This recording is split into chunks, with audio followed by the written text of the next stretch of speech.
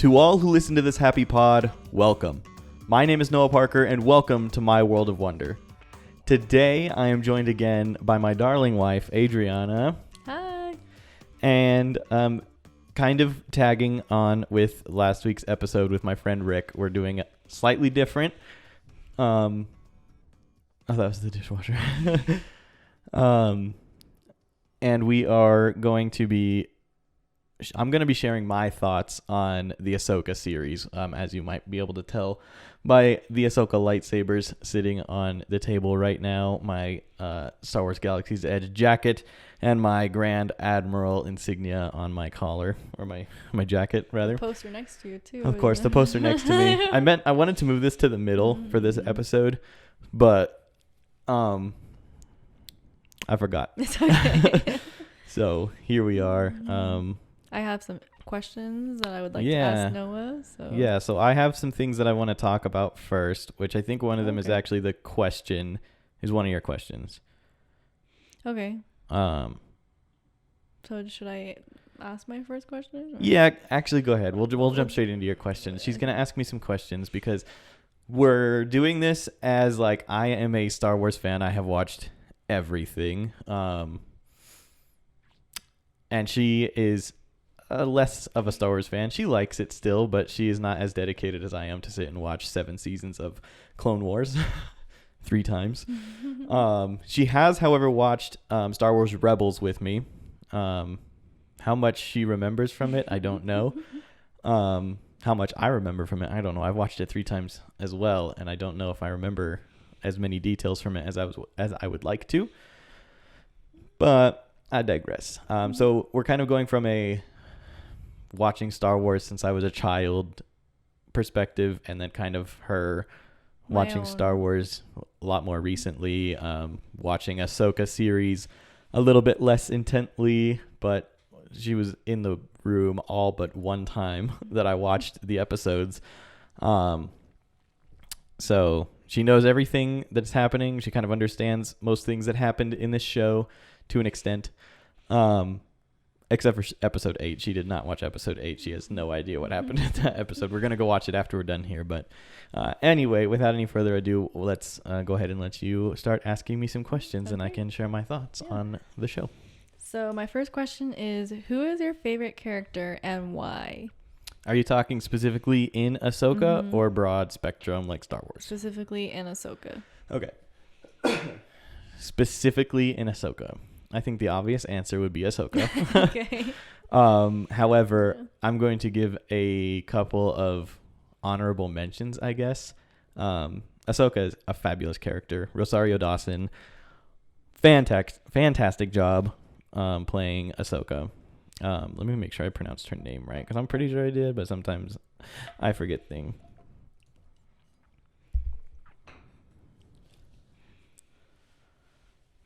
I guess I don't know if it's Rosario or Rosario. I'm pretty sure it's Rosario because it's an S and not a Z.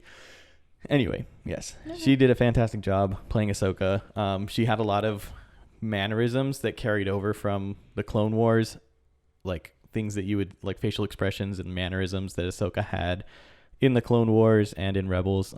She brought to life really well. So she was a fantastic, of course the show's about her. So that's awesome. You're kind of led to like her the best because it's literally her show. Just like in The Mandalorian, like Din Djarin is your favorite character, or Grogu, but that's who the show is about, is Din and Grogu. So what's the one show that we watched with, I forget already his name, the main character was...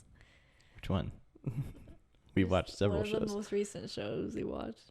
Andor? Yes. Yeah. So like Andor. Yeah, exactly. When you watch Andor, like you're meant to like Andor better than everyone else.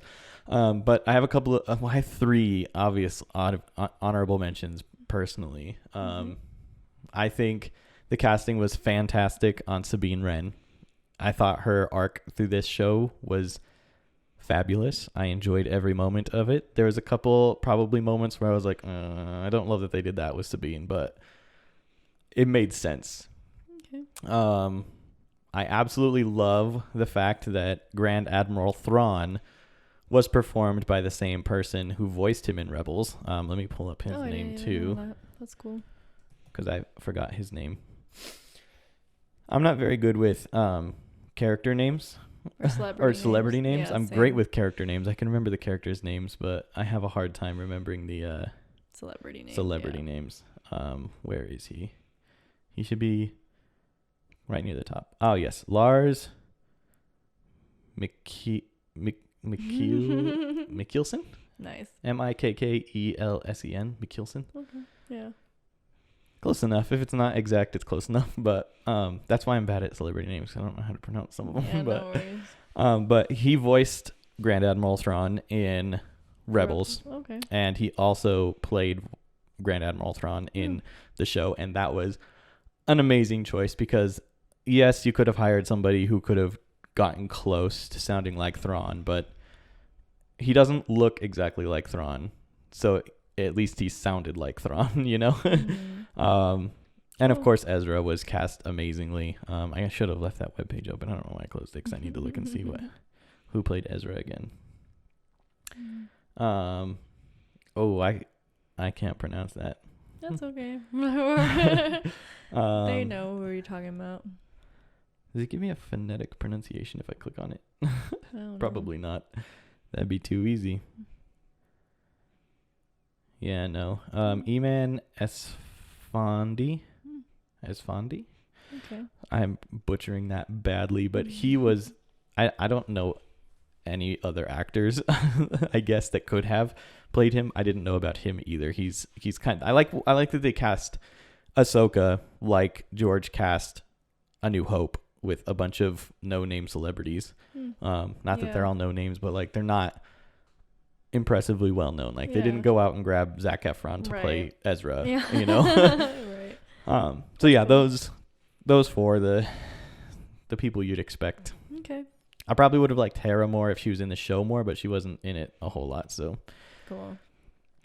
All right, second question. Which episode is your favorite and why? Oh, okay. That was the question that I wrote. I was going to start it off that way, but I like that you added it here.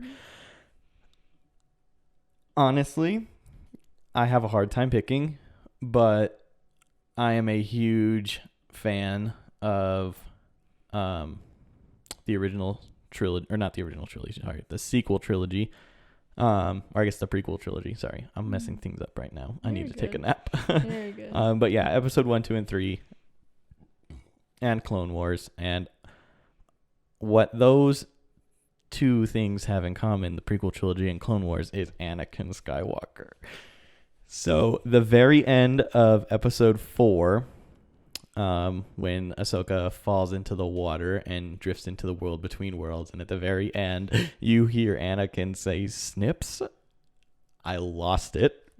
And so that made episode 5 basically, like, I don't know how to I heard like, you gasp when you heard that. You were like freaking out. yeah, I mean, I was expecting like most emotion. Yeah, in that episode. I think in preparing for the series, I was kind of expecting some kind of Anakin involvement. I didn't know what scale that was going to be on. I didn't even know. I guess I failed to do research before the show started. I didn't know for sure that they had recast Hayden Christensen to come back and play Anakin in the show. I kind of would assume if there was going to be anything Anakin, it would be Hayden, but I expected like just flashbacks, right? But what we got was so much more. That's awesome. Like, the world between worlds is a place that had only existed in Rebels up to this point. And I don't think it's still understood how the world between worlds work, except that we kind of understand that people are brought there for a purpose. And Ahsoka was brought there in that episode to basically transform who she was, change her personality a little bit, I guess. Okay. A lot of people have been comparing it to like Lord of the Rings. Gandalf the Grey fights a guy on a bridge and comes back as Gandalf the White.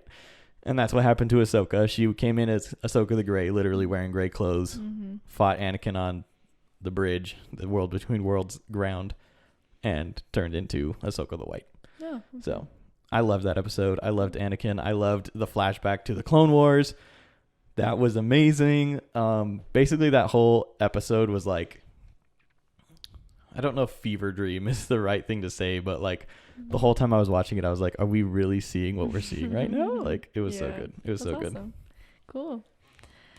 My next question for you is, which episode was your least favorite and why? Okay, I had thought about including that when I was originally writing out the outline, like having my favorite episode, my least favorite episode, and I struggled with it because all of them were good. I loved all of them. Yeah. Like there was not an episode that I didn't like. I enjoyed every minute of every episode. I guess, okay, I'm going to go on a slight tangent here, and I'm going to say that episode 7 was my least favorite to watch. Not because I didn't like the episode, but because I follow this fella on YouTube named, well, I don't know what his name is, I guess, but I follow the Dano channel on YouTube, and I love watching his videos, first of all, but he also does live streams whenever there's a new show out, and like whenever there's a new episode, we... like his community, including me, because I love his stuff. Like he does a bunch of lightsaber reviews and a bunch of toy reviews for Star Wars, and I freaking love his content. And so, normally the episodes for shows would come out at midnight on like Wednesday. Well, I guess it would be Wednesday, because it'd be Tuesday at midnight, so it'd be Wednesday at that point. And I was always in bed, so I never got to really hang out and watch the show with him. But because this one came out so much earlier in the day, I was able to sit and watch every episode with the Dano community, and hang out with other people who are like me, like-minded, who love Star Wars, and especially the Dano community, because I know there's a lot of people out there who don't like the sequel trilogy. They don't like any of the new shows that Disney's putting out for it. But at the Dano community, we all love it. We're here for it. And I enjoy being in that positive environment. Nice. And it really felt like watching with at least Dano. I mean, a lot of people comment and you kind of interact with other people there. But it really feels like you're just hanging out with Dano and some friends. Yeah. Throwing back some drinks and watching a freaking awesome Star Wars show. And that day or that episode. Day, yeah. When episode 7 came out, he was on the Galactic Star Cruiser for the last voyage, or second to last voyage, and he didn't live stream. Yeah, there was a live stream event made. Like you can schedule live streams and have it be like active, so people can use the chat box to chat with each other. But I remember that day being kind of busy, and I ended up watching the show like 2 hours later than I normally would have. So I didn't get to do that. I think I got stuck at work late. But because of that, episode 7 was my least favorite because I didn't get to watch it with my buddy Dano. But like, it's so fun to watch those episodes with him. And if any of you guys are looking for a live stream watch party, I highly recommend Dano's, because literally there was moments every single episode except for episode 7 where he would like, he kind of talks a little bit throughout the show. He's not like jabbering on. He's not distracting you from the show. He's literally like if you were sitting next to one of your friends watching it and they were just like point out something random. Yeah. And there was literally moments where he would say something and I would nod, like responding to him, and then realize like, oh, that's funny. You can't see me. But yeah, that's so funny. Yeah. So nice. Okay. I hope you listen to this podcast, Dano, or watch it on YouTube, because shout out. Yeah, you are a huge inspiration, and you are the reason that I got back into YouTube, honestly. Very kind. Okay, here's my next question. Do you feel like people need to watch the Rebels series before watching Ahsoka? I knew this was coming, and I've been trying to figure out my answer. I honestly don't think it is strictly required. Okay. I don't think it is necessary. I don't think you wouldn't enjoy it without watching Rebels. But I will say that it is very much so Rebels season 5, because there's 4 seasons of Rebels. Or was it 3? Now I'm second guessing everything. I'm pretty sure there's 4 seasons of Rebels. And this is season 5. So it wraps up, or it doesn't wrap up, but it continues every person's story except for one, which is Zeb. But I think his story's going to pick up in The Mandalorian. I think we're going to follow him in The Mandalorian. Okay. A lot of people were expecting him to show up in Ahsoka, but I don't know. I didn't really feel that myself. But okay. Cool. My next question. Oh wait, I guess I should add. I don't think it's necessary or required. However, it is helpful. You have like more background knowledge and maybe you pick up more like little clues and stuff. But the Ahsoka series. You pick up on a lot more subtleties. Yeah. Okay. Cool. I hope this is a good question. I don't know. You might have to cut it out if it's not a good question, but we gotta do it. Okay. So in the Rebels series, it left. So people who've watched the Rebels series and then watched Ahsoka. So like in the Rebels series, it left fans wondering where Ezra, and what's his name? Admiral. Grand Admiral Thrawn would be. Did you expect them to show up in this series again? Did you like the way they introduced them back in the show? Yes. Short answer, yes. I did fully expect them to show up in the show, probably because the trailers specifically talked, like the things that they show you in the trailer specifically mentioned that they were looking for Ezra and Thrawn. Where they find Thrawn, they find Ezra. Well, I guess they were specifically talking about finding Thrawn, I guess is what I'll say, because I don't think the trailers really talked about finding Ezra specifically, but where you find Thrawn, you find Ezra, because they got jettisoned off by the same Purgle. Okay.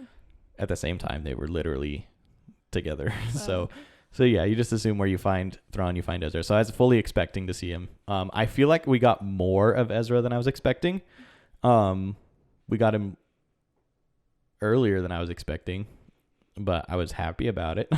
So you liked the way they introduced it into the show? And yes. Okay. I was a little concerned at first because the whole premise was that they were traveling to a different galaxy. And I was like, oh, crap. So now we're going to get into kind of like the multiverse. Like Marvel has a multiverse, right? So now you know that there's several different worlds that have your universes that have several different Spider-Men. And it's like, yeah, it opens up your storytelling ability a lot, but it also kind of takes the rule book and throws it out the window. Yeah. And I was kind of worried about that. I was like, cool. So we're about to get a whole new galaxy, which is going to introduce a whole bunch of random crap so that we can, which is, I don't know, it's good for storytelling, I guess, but it's like, just a lot. It's a lot. Yeah. And then it's like, because right now my problem with Marvel, I've stopped watching Marvel stuff because there's so much content to get through now.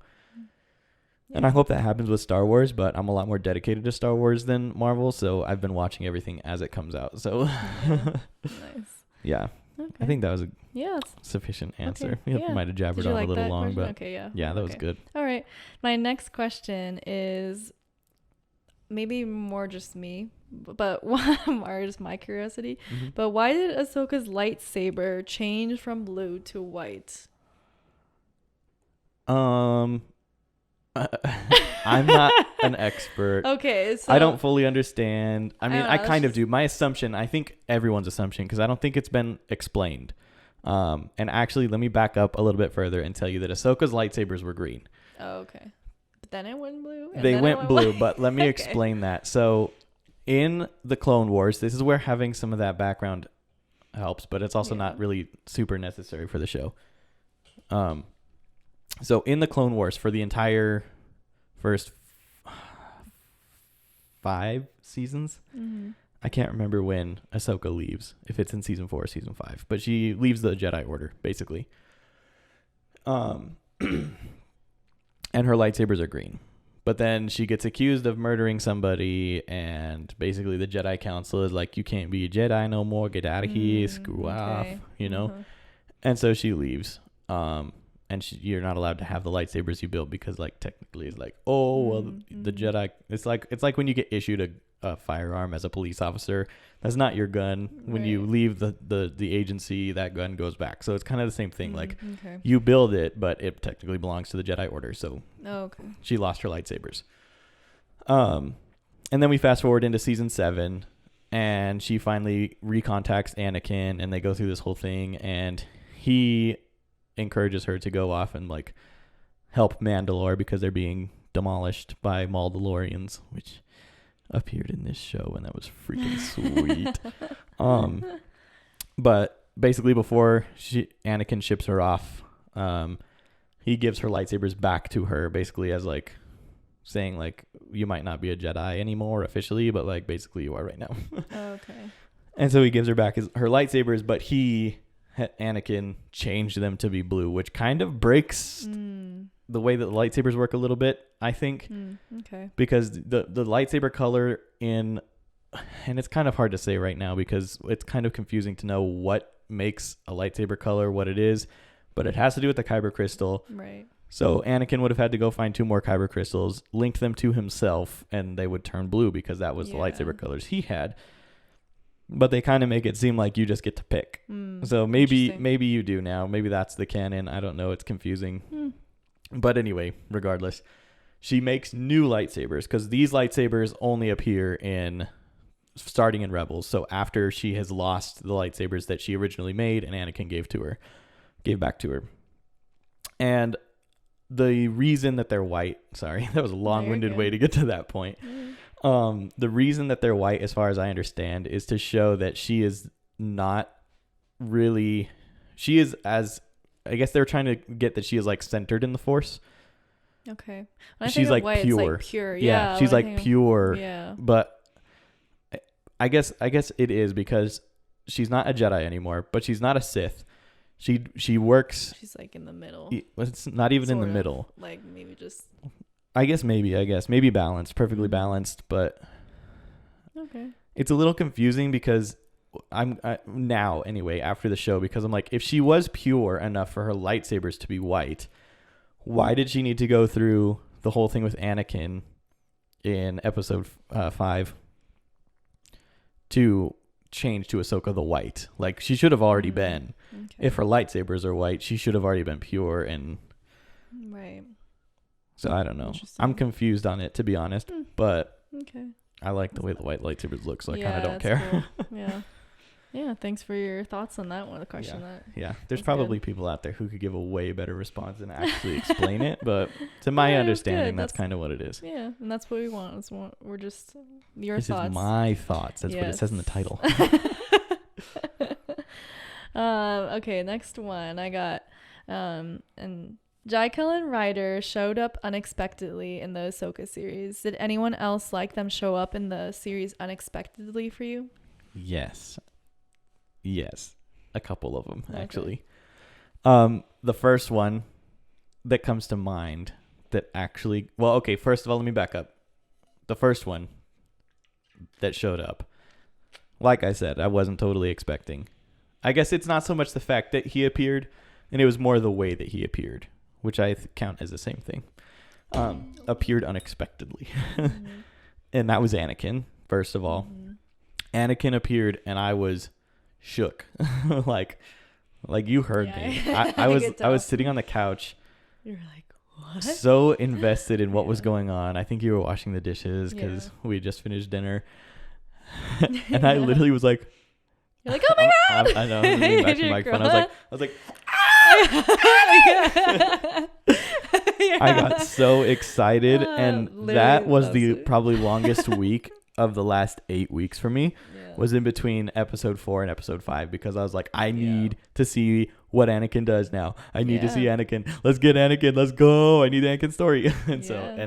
So he showed up.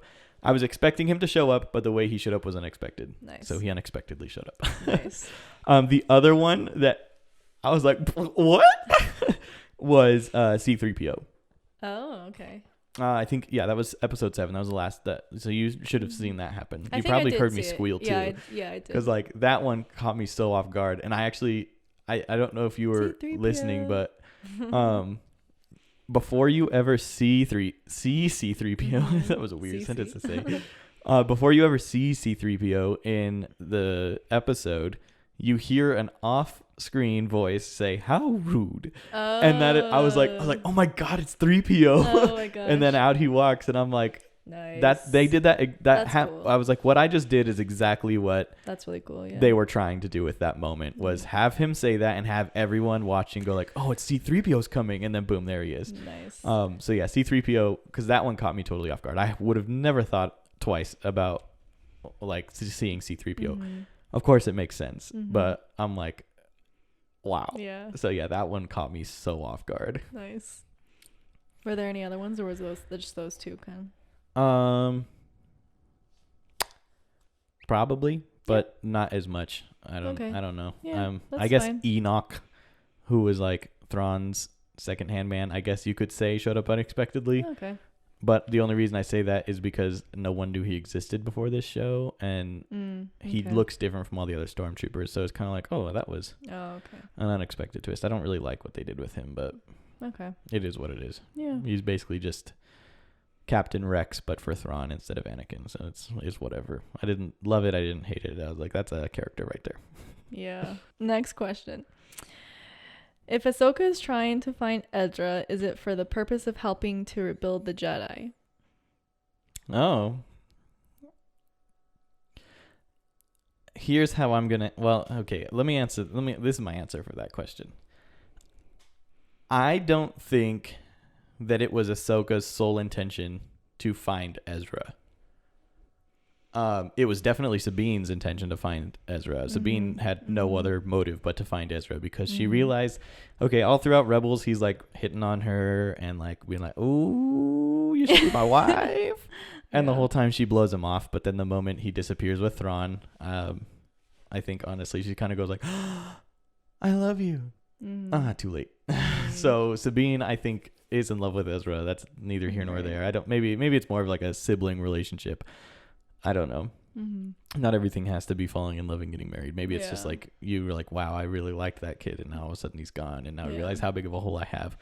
But the reason I think it's deeper than that is because she lives in his apartment on Lothal when we first see her come into this show. But so it was Sabine's sole intention to find Ezra. I think that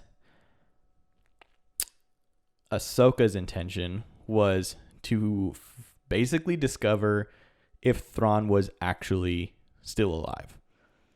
And if he was, to basically put that to an end. And if she happened to find Ezra along the way, that was great. Right. Okay. But I don't think that was Ahsoka's intention. Okay, I didn't get that. I mean, maybe I missed it in like the subtext, you know? You kind of missed some of the reading between the lines thing. Yeah.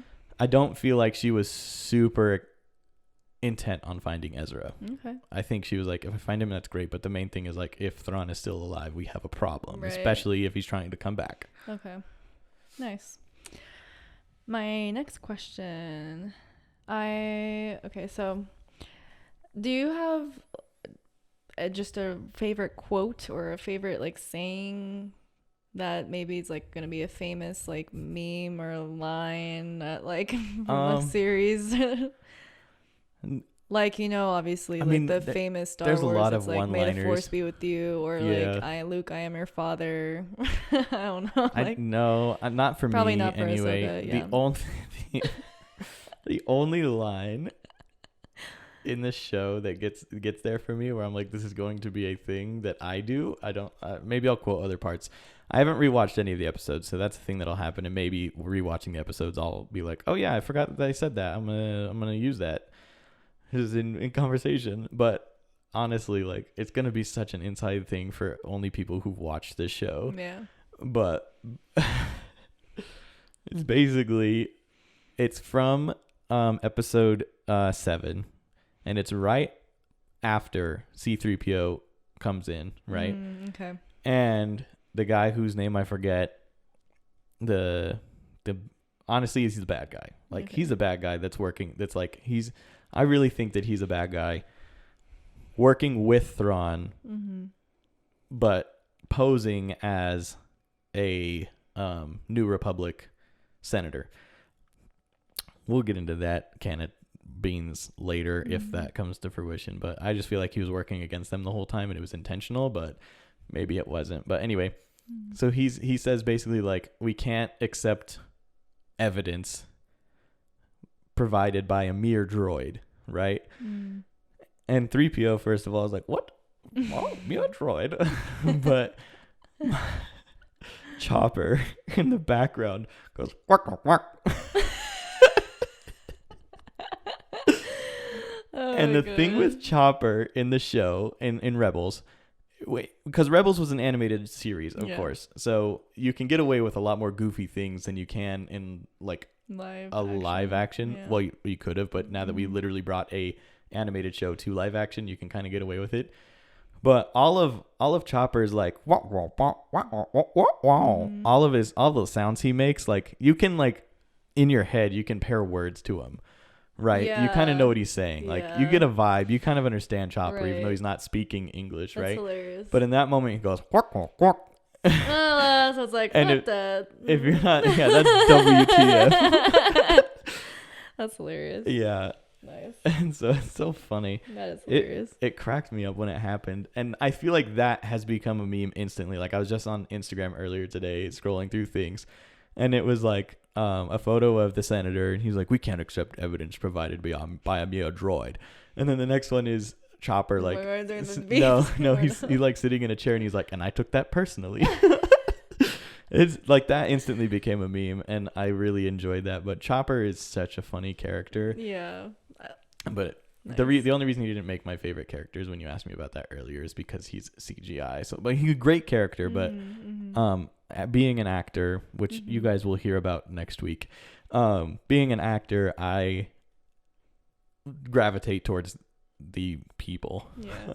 Okay. CG characters are awesome. They're doing so amazing. It's cool just at bringing those characters. These days. You can't even tell Chopper's CG most of it. Like, not even. I'm not gonna say most of the time. You can't tell he's CG. The only reason you know he is because, like, I don't think you could. Well, I mean, you could make a puppet of that, but you have to CG some of it to bring the life to it. But so good, so good.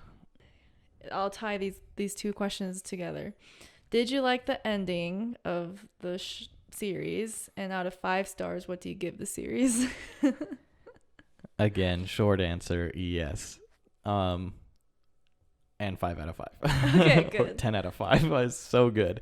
Nice. I loved it, but I'm also a Star Wars fanboy. They could probably put out just about anything, and I would probably like it. I mean, there's limits, but I didn't really like the Visions stuff. Sorry, I'll bounce back to that really quick. I didn't really like the Star Wars Visions shorts that they put out, but that probably stems mostly from the fact that it was anime. It's not canon stuff. It's not like stuff that happens in Star Wars. It's just a fun animation thing. And from that, I thought it was cool. Okay. But I don't really like anime, so it wasn't super great for me. So maybe they can't put out anything and I'll like it. But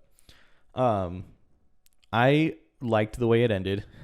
I was disappointed a little bit because I was fully expecting all of the characters from Rebels to get back together by the finale of this season. However, we have plenty of room for season 2. There's so much story to be told still. So there will be a season 2? Well, there has to be. Yeah, okay. There's no way they end it there. If they do, I'm going to cry. But Filoni is making a full-length movie to wrap this, the Book of Boba Fett, and The Mandalorian up. And there's probably other stuff that'll be involved too. But did it end in a cliffhanger? Not really. Okay.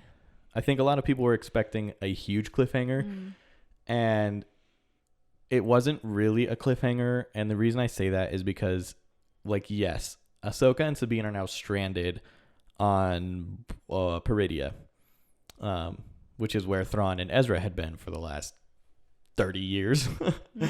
I don't know how long it's been, but it felt like it seemed because it comes after the end of the Empire, and so, I don't know, maybe 10 years, maybe 5-10 years, something like that. I'm not super sure on the timeline there, but I lost my train of thought. Okay, yeah, but so they're stranded on Peridia now, and so it's less of a cliffhanger, I feel like, than Rebels ended on, because at the end of Rebels, you're like, oh my God, is Ezra gone? Is he forever? Is he dead? Right. Yeah. Is Thrawn gone forever? Is Thrawn dead? But at the end of this one, you know everyone's alive. Yeah, okay. And you also know that it's possible for them to get Sabine and Ahsoka back. because they got there in the first place on purpose. Like when Ezra and Thrawn went on the Purgle, it was like an accident. They didn't know where they were going. Nobody knew where they were going. Yeah. But now they've done it. Okay. So now they can can they do it on purpose? Maybe. Right. Probably, in my opinion. It seems a lot more within reach than it did before. So it doesn't feel like a cliffhanger to me. Okay. But yeah, I did expect to get to see all 4 of them together again. The 4 of them being Sabine, Ezra, Hera, and Chopper. And like I said before, I didn't expect to see Zeb. Yeah. But I was expecting all 4 of them to get back together. But it makes sense that Sabine and Ahsoka are now stuck. Okay. I also think it kind of, if they end Ahsoka's story there, I'm like, that makes things a lot neater. Because she has nothing to do with any of the movies that exist beyond. Right. Well, she doesn't have anything to do with any of the movies, honestly, except for the Clone Wars movie. Okay. But she doesn't exist in the original trilogy or the sequel trilogy. Like, you don't hear any mention of her, except I guess in episode 9 you hear Ahsoka's voice when Rey is like, "I'm a Jedi now." Oh, okay. Well, that's the only part of that movie I don't like, where she just like hears a bunch of voices and she's like, "Oh, suddenly I'm a Jedi." That's funny. But you do hear Ahsoka's voice. Oh, interesting. But other than that, you don't ever see Ahsoka again. You never hear about her again in those movies. Granted, that is the Skywalker saga, so maybe she exists somewhere else, and it's just. But you would feel like she's pretty important. Right. But. Nice. I'm like, this is a nice way to get rid of her without killing her, because that's what they had to do in Rogue One, because none of those characters existed in episode 4. So they're like, we have to get rid of all these people. So they literally killed them all. Okay. And I'm like, if this is how Ahsoka's story ends, it's neat and tidy, and we don't have to say, oh, Ahsoka got murdered. Yeah. Well, we'll see. We'll see if there's a season 2. Yeah. Cool. Oh, I will also add that I really was intrigued by the end. When Balin is standing on the statues on Peridia, which you haven't seen this yet, so you don't even know, but it's probably the one. No, you might have understood it a little bit, but you probably wouldn't have fully understood what he was standing on without watching the Clone Wars. Because in the Clone Wars, Anakin, Obi-Wan, and Ahsoka get stranded on this planet that I can't remember the name of.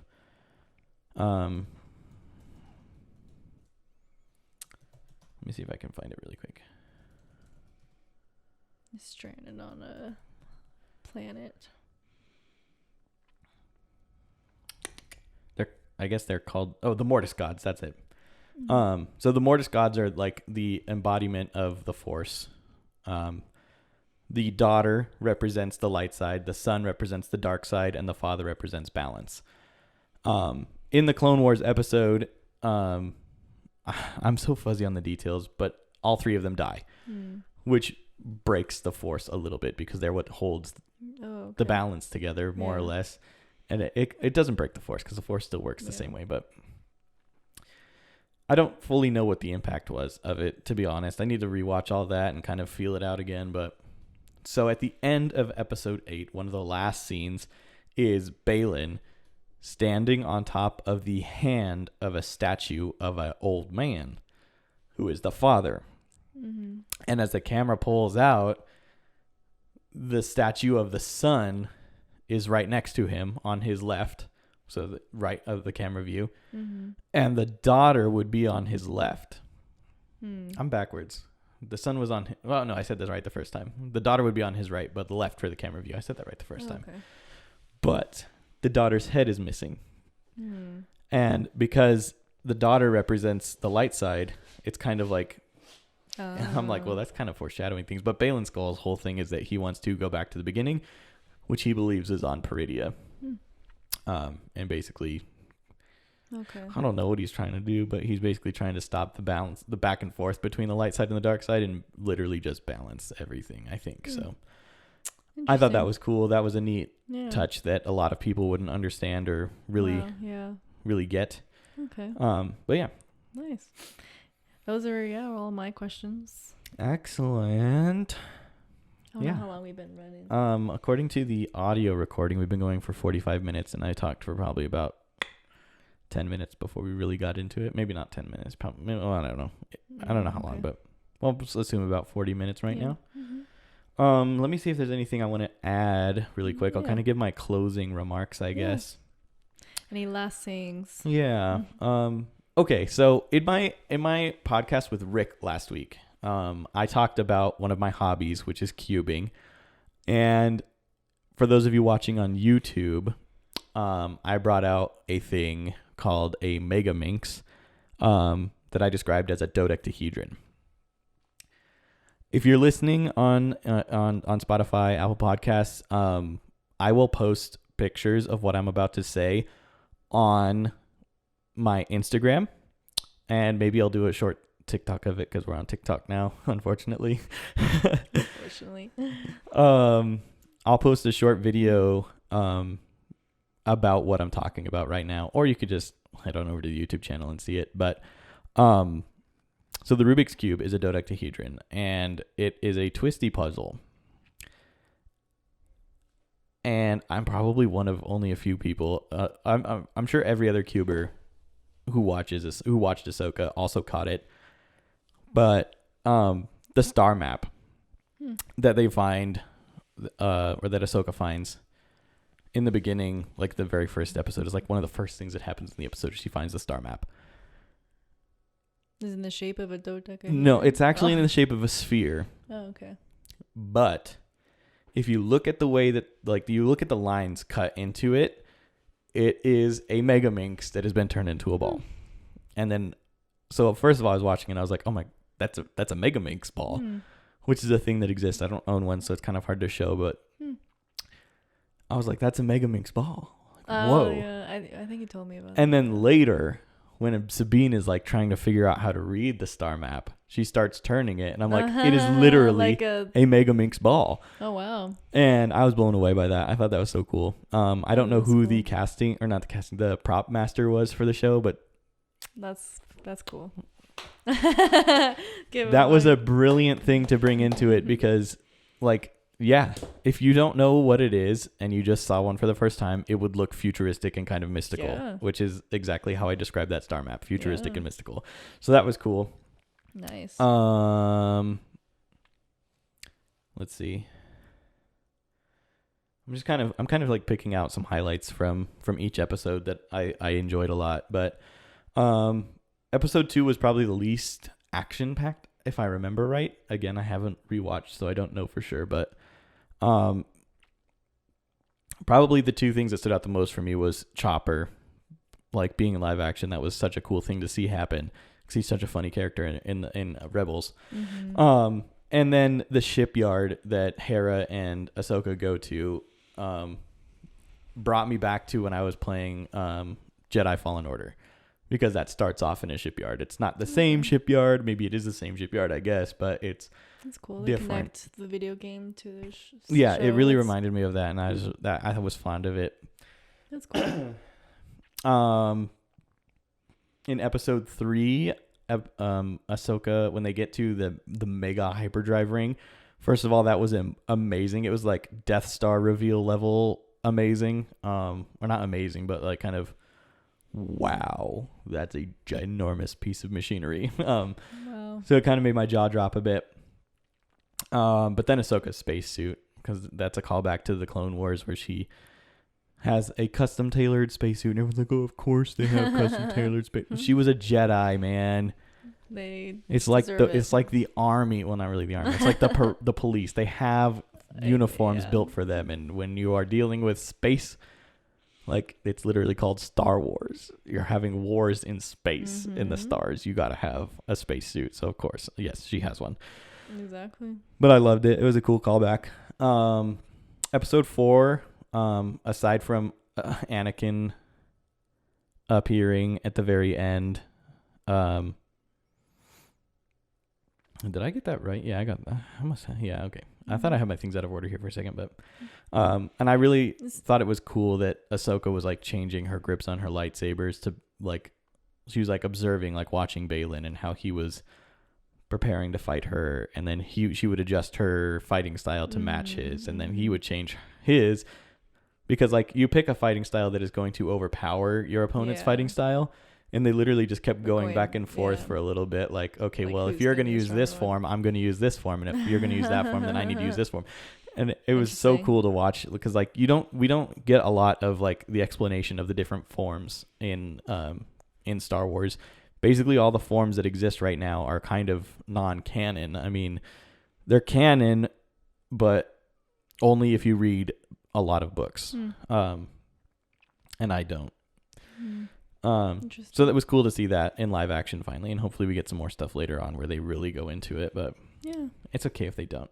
Episode 5, for my highlights, I literally just wrote everything because I loved episode 5 so much. But yeah, the Clone Wars flashback was awesome. I liked seeing Rex in the 2 different phase clone uniforms, where they have like the thin visor that comes down and to a point a little bit, and then they have like the phase 3, which is like more of the stormtrooper look. But you get to see Rex both times, and it was so cool. I love Rex. Rex is definitely in episode 6, by the way, guys. Okay, cool. Not episode 6 of Ahsoka, episode 6, Star Wars episode 6. Okay. But it's a fan theory that exists, and no one's confirming it, but no one's denying it either. So we're going to run with it. It was not intentional, because episode 6 was made long before George had any of this in his mind. Right. Sorry, just making sure everything's still rolling. The Mandalorians, like, because Darth Maul had at one point taken over, I think, House Vizsla. On Mandalore, and he basically, I don't know if he made them or if they did it, but they made Darth Maul inspired Mandalorian armor. And in the Clone Wars show, it was cool to see, but in live action, you're like, whoa, sick. It was, I bet, badass, for a lack of a better term. Seeing the world between worlds in live action was really cool too.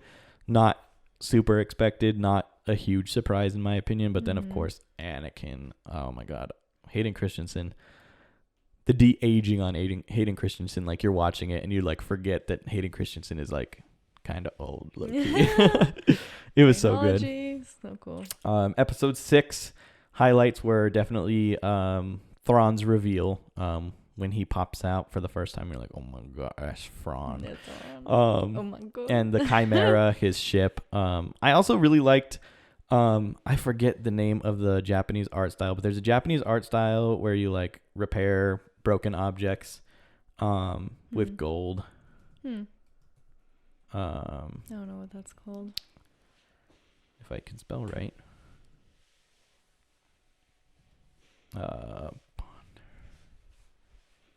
Pottery with gold.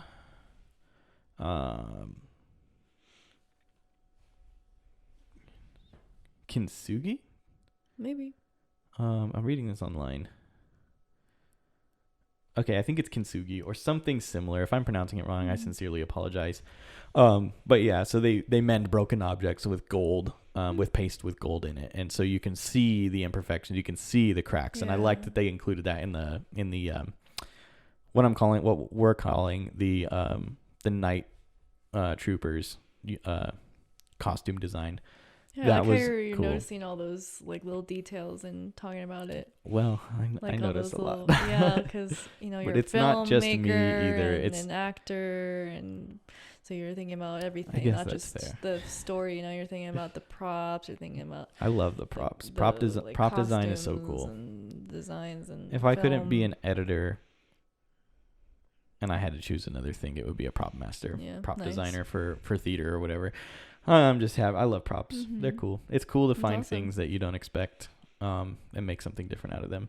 But yeah, the Chimera was kind of also repaired the same way with a bunch of gold to patch up the ginormous holes. A Star Destroyer is not small, so that was cool. I liked the introduction of the Naughty, their little shelled people. Kind of reminded everyone, honestly, of the Ewoks reveal in which episode? Return of the Jedi. Yeah. I don't know why that took so long to pull out of my brain, but So it was cool. And then of course Ezra's reveal at the end. He's just so casually leaning against that wall with Sabine and just like walks up and he's like, "Took you long enough?" And I'm like, that is the most Ezra thing you could say. That's so good. And he has a very similar facial structure to Ezra from the show, from Rebels. Yeah. Which I was like, that's amazing. Like how much he looks like him. And then he was also able to portray his mannerisms and personality. Yeah. It was super good. Great job. I wish I could pronounce your name better, sir. I'm sorry. For episode 7, I actually already talked about my first 2 highlights, or my first highlight, I guess, that I have written on here, and that was Mia droid, and then Chopper going, what and then of course mentioning Leia. A bunch of people were like, "Oh my gosh, we're gonna get Leia in this show too," and I was like, not a chance, guys. Like, they're doing enough de-aging as it is with Hayden. They don't need to. And they did it already in Rogue One, where they de-aged Leia, and I'm like, I think, first of all, if we were going to get Leia, we would have gotten Leia in person and not C-3PO delivering Leia's message. So as soon as I saw 3PO, no, and I didn't expect her to. I wouldn't expect her to, because you're beating a dead horse with a stick at that point, and I'm like, we don't need to see her again. Like we get it, you know. Would it be cool to see her? I wouldn't complain about it, but I don't think it's necessary, especially since C-3PO is a never dying being. We don't need she can just send 3PO everywhere. Anakin's training holograms were awesome. And that called back to Rebels as well, where Ahsoka is watching some old videos of Anakin talking her through training, and that I find so amazing, and that's why she's such a good fighter with lightsabers. Why she can duel with lightsabers so well is because she has been watching these holos of Anakin for decades. So I thought that was a nice callback. It was elegant, I think, and of course you got to see Anakin again. So I was like, already. This was a thing that I didn't like, but it's a thing that stuck out super not bad, but it stuck out for me. Yeah, stuck out like a sore thumb to me. It's like one of the things that when I think about the episode, it's one of the things that is forefront, I guess. And that is when Ahsoka arrives with wow, I'm drawing a blank on his name now too. I need to go to bed. It's definitely getting late. Dang it. I'm gonna remember it as soon as I pull this up. Huyang, of course. So when Ahsoka and Huyang arrive on the planet that I've been saying all night, and now I can't remember it either. We're gonna wrap this up short, guys. Don't worry about it. I'm almost done. I'm gonna go take a nap or go to bed. I guess it's nighttime. But when they jump out of hyperspace with the Purgle, and Thrawn has had them put mines basically right in their path, and you start seeing all those Purgle get hurt by all these bombs and stuff. Like that was probably the only moment in the show where I'm like, I feel physical pain watching these Purgles get hurt. I'm like, these space whales are so cute. They didn't do anything to you. How evil. So it hurt so bad, but I'm glad they got away. They're just like, nope, I'm out of here. I think a couple, I don't know, I don't remember now because I think I was like kind of like trying to block it out of my mind, but I think a couple of them got demonetized. Rude. Hold on, guys. I gotta start rolling into the camera again for just a couple of minutes. Okay, sorry. I'm bad at this. I need a camera that doesn't stop recording after 30 minutes because it's getting super annoying. But anyway, so as I was saying, I think a couple of like I said, I got to go back and rewatch. I think a couple of the Purgle got demonetized or muertoed, as I like to say. But most of them, I think, got away with some minor cuts and bruises, but they're space whales, so they probably have magical ways of healing themselves. So, that was my highlights for episode 6. Episode 7. There was so many more things that happened, but I had to just pick a couple. So, episode 8 is probably where I went the most overboard picking highlights. Not overboard, but I just like one that you saw. Yeah, I just saw it last night, so it's pretty fresh in my mind. First of all, it was like the first thing that I was like, whoa, was when Morgan Elsbeth is like assimilated into the Night Sisterhood. Like she was like capable of using the Night Sister magic, and I guess I don't know. I think she was a descendant of the Night Sister, but she was never brought up as one, I guess. So her like becoming an official Night Sister was kind of epic, honestly. I'm gonna be honest, I didn't love the Night Sister sword that they gave her, which you'll see later. They gave her this sword that burns with green fire because the Night Sisters use green magic.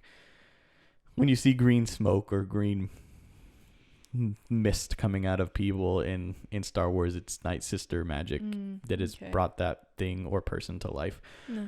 Okay. And my problem with it, it's okay, like it is what it is. Like I'm not pissed about it, but I don't love it because like I'm just kind of getting tired of, oh, and there's another thing that can fight against a lightsaber. Oh, and there's another thing that can fight against a lightsaber. Like it's like you're invincible almost. Right. It's like, of course there's more things that can just literally magically appear. For plot convenience, I yeah. guess. And it's fine. Like, I think in the original trilogy, it was kind of assumed that nothing could stop a lightsaber. Like a lightsaber was the end all be all to weapons. And you get into the prequel trilogy and you're like, okay, well these like electrified staffs kind of make sense to be able to fight against them. Like they're also emitting plasma just differently than a lightsaber. So that's okay. And then you get into like Beskar, which that one is fine with me too. I don't mind the Beskar being able to fight against lightsabers. And maybe the Night Sister sword is made out of Beskar, but I'm like, can we just stop making things that can fight against lightsabers? Like this used to be such an invincible, powerful weapon, and now it's like just a sword that glows. Yeah. And it kind of takes the epicness down a notch. Like I said, I'm not angry about it. I don't hate it. I'm not mad that they did it, but I'm like, if we get another show and there's another thing that can fight against a lightsaber, I'm gonna lose it. It's understandable. I'm like at my breaking point. But anyway, I'll move on. Another thing that stood out was like when Thrawn has sent the TIE fighters to go kill. He sends them to go kill Sabine, Ahsoka, and Ezra.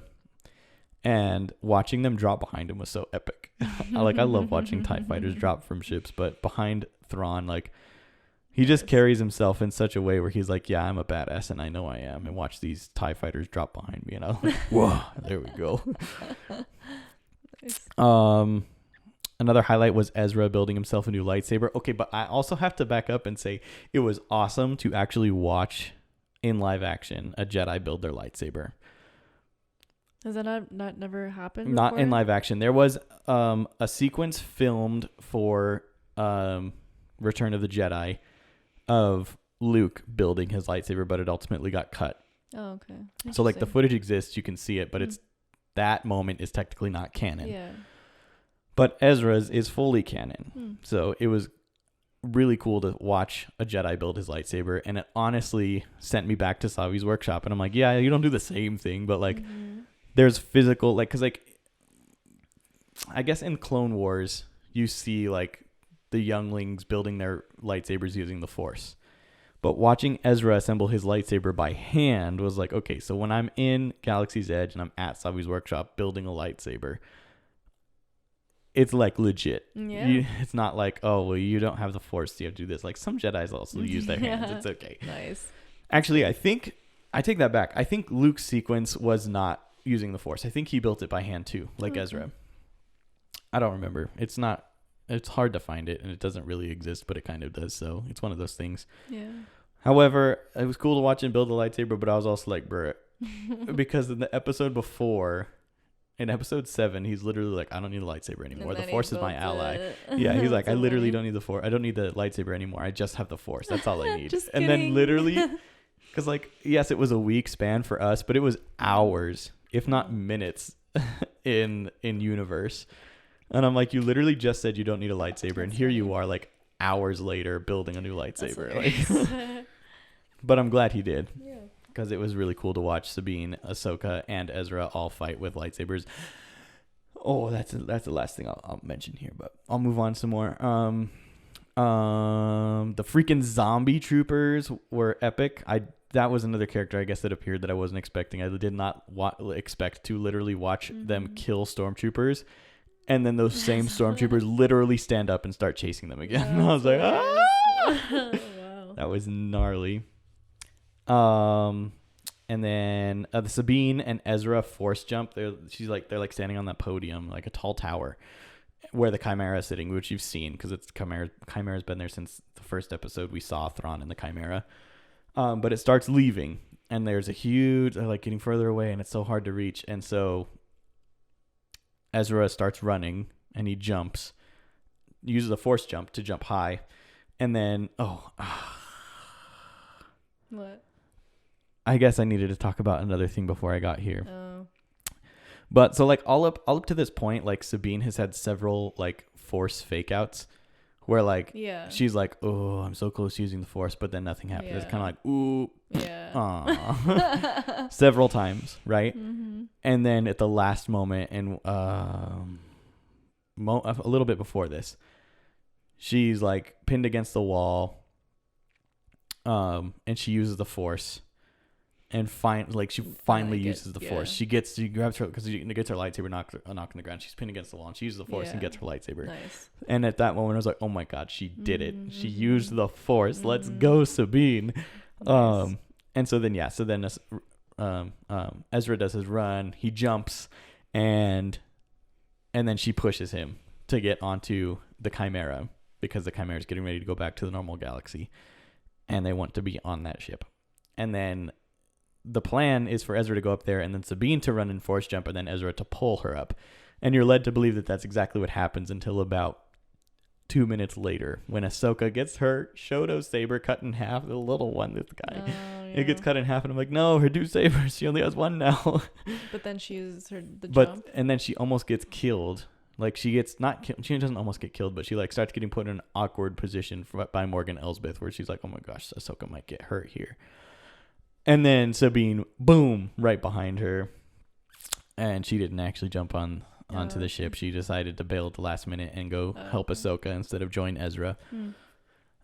Which also shows growth in her, because she went on this mission very selfishly to try to find Ezra. And then she's like, okay, well, that's not where I need to be right now. I have other things. I need to save my master, because she's her master now. But anyway, that was that whole thing to say that the force jump and then push was a huge callback to Rebels, because like Ezra and Kanan and Jarrus use that move a lot, where like Ezra will run and jump, force jump, and then Kanan will push him the rest of the way. They use it so much. Interesting. But it was a nice callback to that. So nice. Yeah. Awesome. I think no. I think that's all my highlights. Okay. I probably have plenty more that I could go into. Maybe if I spent more time, if I watch it again, I'll pick up more things. But I'm gonna call it there for now. Yeah. That's Ahsoka. Those are my thoughts on Ahsoka. Mm-hmm. And for everyone listening, this is how I plan to do basically every Star Wars series from here on out. I'm gonna wait till the full series is out, or the full season of the series is out. So. I think the next one we're expecting is Skeleton Crew. So I'll do the same thing. I'm going to watch all of Skeleton Crew, and then when it's over, I'll assemble all of my thoughts and have Adriana ask me questions, or maybe not Adriana if she's busy, or whatever. But basically same format, where I'll wait and I'll share my full thoughts on the whole show. Cool. I probably need to put somewhere that there's spoilers in this, because there has definitely been spoilers. I meant to mention that way early on, but I didn't. Oops. So it's okay. Maybe I'll cut in a little bit of audio at the beginning and add it. Spoiler. But yeah, so I think that sorted out all of that. So now we'll move on to the housekeeping stuff. And that is basically simply this, that our podcast is available on Spotify, Apple Music. I keep saying Apple Music, Apple Podcasts. And YouTube, so you can watch a video version of the podcast over on YouTube. Listen to both podcasts on listen to it on Spotify and Apple Podcasts, and then Send watch this the to YouTube your video. friends. Send the pod to your friends. Yes. To your Coworkers, your grandpa. start airdropping it to people. Just anyone who's got their airdrop on, just drop it right now. But yeah, so, and like I said earlier, we do have a TikTok page now.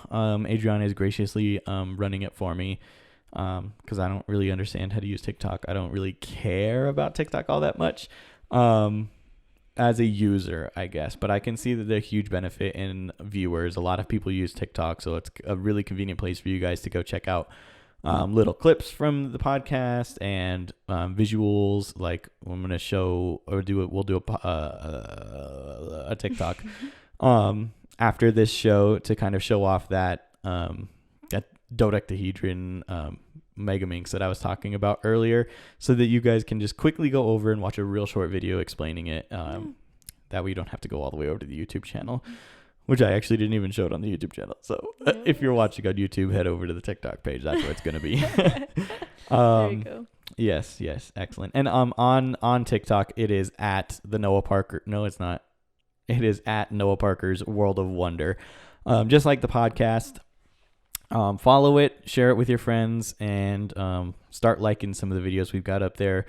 We need this to blow up. Let's go, guys. And then, of course, the podcast is on Instagram. I'll post probably the same video on Instagram as well. And that is at the Noah Parker channel. Sorry, I got to back up. It is not. This is why I need to write this stuff down. It is at Noah Parker _channel on Instagram. Or you can follow the pod directly, which is at Noah Parker's World of Wonder. And that's Instagram, where I'm going to have stuff posted. It's time, guys. I got to go to bed. I've been up a very long time today, and we probably should have recorded this yesterday because it's almost 10:30 at night, and I've been up since like 6:30. So it's okay. I'm going to go to bed. And until next time, guys, let the wonder take hold.